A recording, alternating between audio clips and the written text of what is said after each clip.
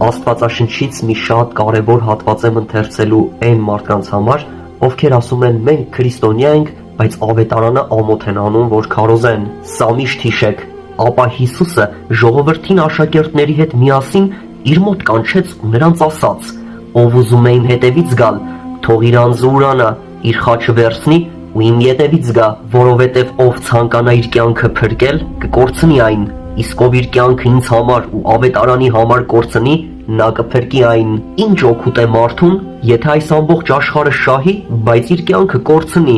որովհետև մարդն իր կյանքի համար ինչ հատուցում կտա, ով ապրելով այս շնացող եւ մեղավոր ազգի մեջ ինձ ու իմ խոսքերը ամոթ համարի, մարդու որդին էլ նրան կամաչեցնի, երբ գա իր հոր փառքով ու սուրբ հրեշտակներով։ Եվ նրանց ասաց. ճշմարիտ եմ ասում ձեզ, որ այստեղ գտնվողներից ոմանք մահ չեն ճաշակելու, մինչև չտեսնեն Աստծո արքայությունը զորությամբ եկած։ Մեկնաբանությունում էլ գրիր, թե ովքեր էին այդ մարդիկ։ Այսքանը լավ եղեք, Հիսուս Քրիստոսով եղեք։